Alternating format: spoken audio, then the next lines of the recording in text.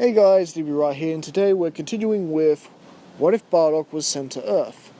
And if you haven't checked out this series, I recommend you check it out from the start. It's now on a playlist on my channel, so it should be easier now for you guys to find.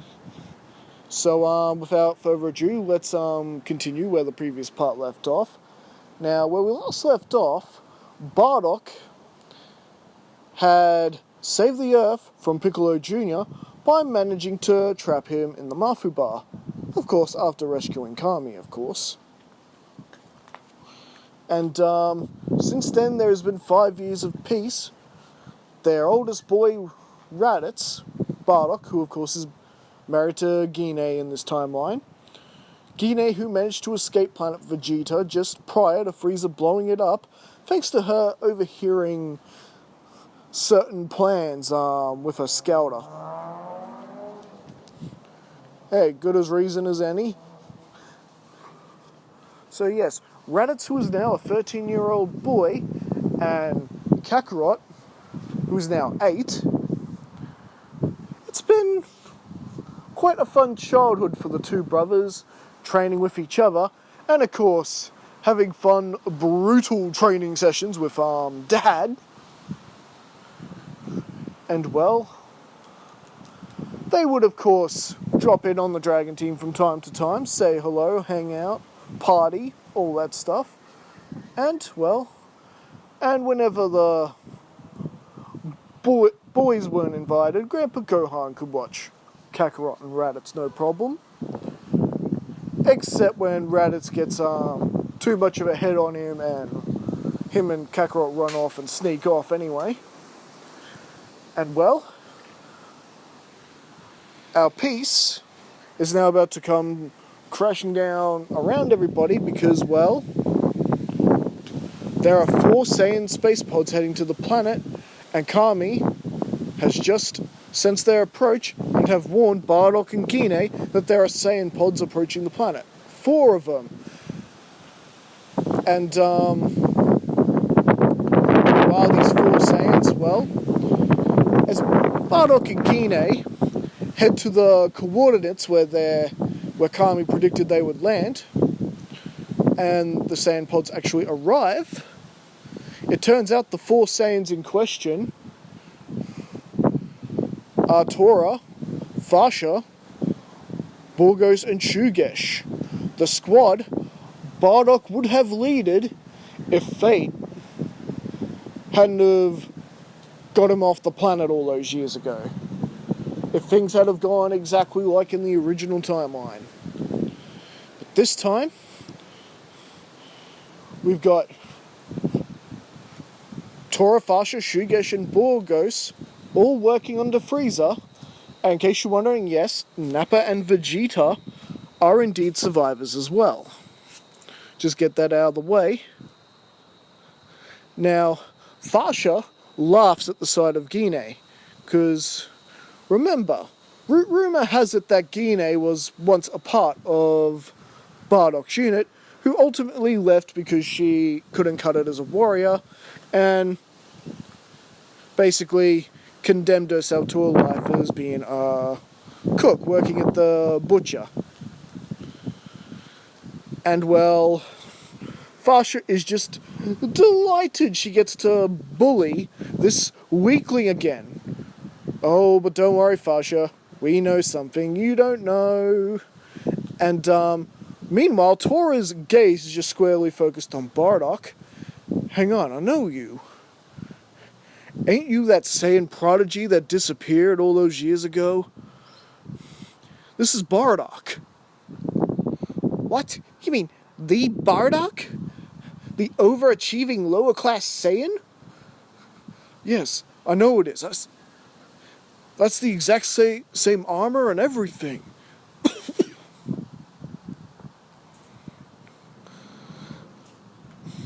Rumor has it he got into a pod and just ran away.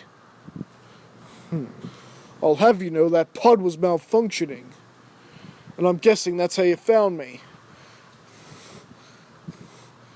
The distress beacon of my ship always malfunctioned.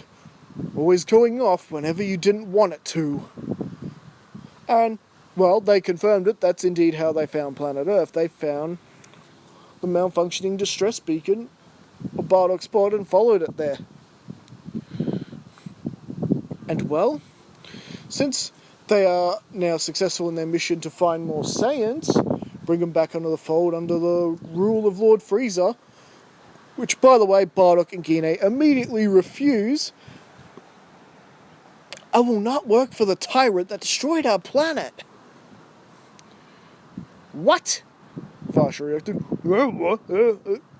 It hits Tora and his squad by surprise. However, Fasha, Shugesh, and Borgos aren't really believing it, while Tora is more or less processing it and seems to be having a bit of a think about what they just said.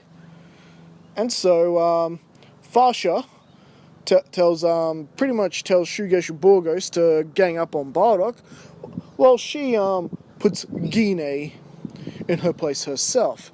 And Fasha is pretty much taken by surprise immediately when Gine gets the best of her in a one-on-one scuffle and lands a good punch on Fasha, sending her crashing to the ground. In fact, there's a little bit of a crater to where Fasha landed after the blow. Well, Gine, not bad. It seems you do have some fight in you after all. Good, then I don't have to hold back. And so, the two girls are going at it, ferociously, mind you, while Shugesh and Borgos are double-teaming Bardock. Now, even though Bardock is not as strong as his original counterpart at this point in the timeline, he's still more than enough to battle the likes of Shugesh and Borgos, no problem. And pretty much when Tora does finally decide to stop thinking and gets involved in the fight, this is where Bardock begins to have trouble having all three of them on him. And, well, remember when I say Raditz and Kakarot have a habit of sneaking away from Grandpa Gohan when they're not invited to any cool things that their parents are doing? Well, this is another one of those incidents as they come out of nowhere, attack Shugesh and Borgos, separating them from their father. So now it's Bardock and Tora one-on-one, while the boys are battling it out with Shugesh and Borgos, who are quite surprised at the boys' tenacity for battle.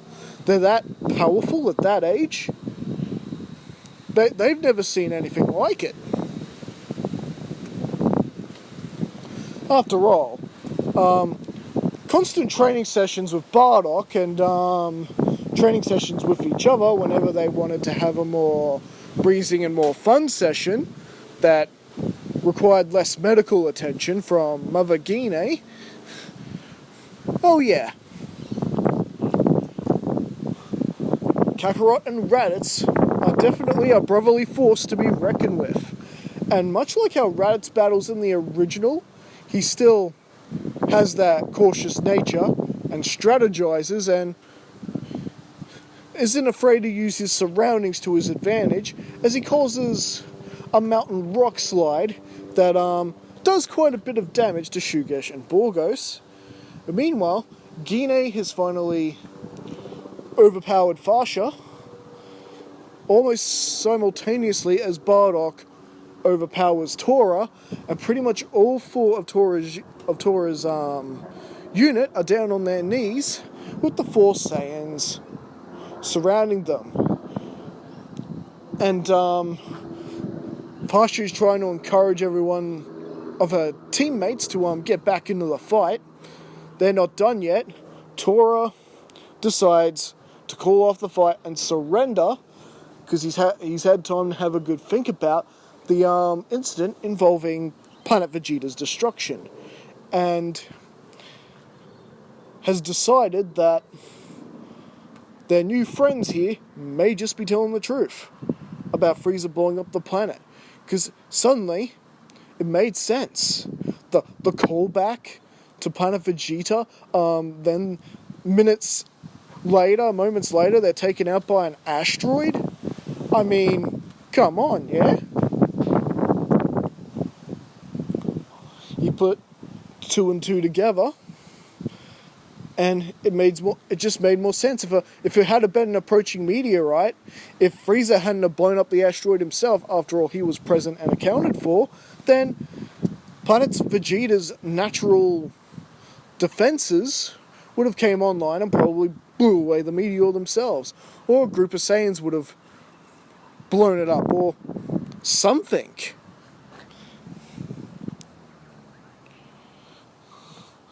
So now, with the 4 Saiyans thinking about what it is they're going to be doing now, Bardock and Gine suddenly have their conversation interrupted when Kami warns them that there are 2 more Saiyan pods approaching the planet, and they'll be there within a year. It's Nappa and Vegeta, of course, and they are coming down there for one single purpose. Frieza has ordered them to exterminate everybody.